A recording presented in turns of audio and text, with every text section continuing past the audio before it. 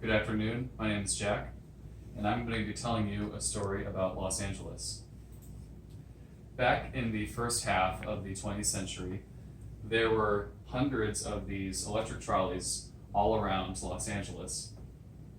But by the 40s, they were starting to decline in ridership because cars were getting faster and these were just getting slower.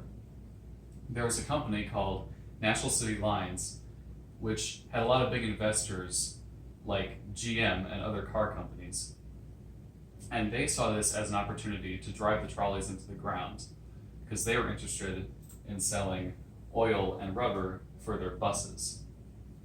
So it is widely believed that they illegally conspired to dismantle these electric systems in order to promote their buses and the sale of cars. They were eventually charged with conspiracy and a few other things, but they were ultimately given just a small slap on the wrist and a small fine.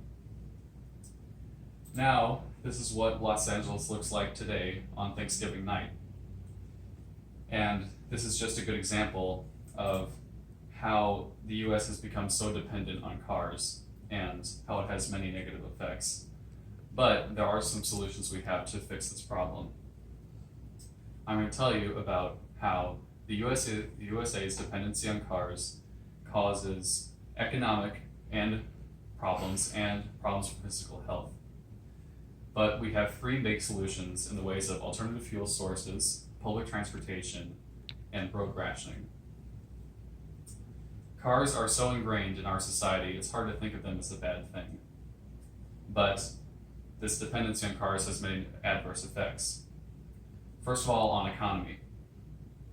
A study by the University of Louisville finds that cities that are dependent on cars totally are much less desirable than cities that have many modes of transportation, such as San Francisco. And a study of cities in Ghana finds that traffic and congestion is a severe hindrance to business and commerce in an urban environment.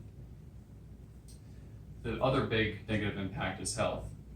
The EPA reports that the US is second in the world for greenhouse gas emissions, and most of those emissions are from motor vehicles. They then go on to say how this can lead to early respiratory problems and lung disease. There's also evidence based on a study of Jacksonville, Florida, that car dependency is linked to obesity. Because American streets are so wide and there's such large distances between residential zones and commercial zones that you're discouraged from walking or biking, and instead you have to drive your car.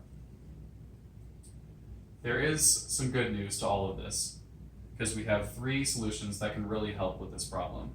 And the first is in alternative fuel sources. The US Department of Energy reports that there are 21,894 electric charging stations all across the US. And CNN reports that GM and a construction company called Bechtel are interested in building even more electric charging ports all over the US. Another solution may be hydrogen fuel cell cars, because their only emission is water. Right there. Our second big solution is improvements in public transportation. The LA Times has a story on this young lady. Her name is Yuritsa Esparza. She is a student at Cal State Northridge near Los Angeles. And if she wants to be at her 9 a.m. class on time, she has to be at the bus stop at 6 a.m. Because public transportation is so unreliable and slow, many people are driven to buy cars, which leads to more congestion and more pollution. So if we can improve these public systems, then that problem can be alleviated. Our final solution is road rationing. This is a practice done in many countries worldwide.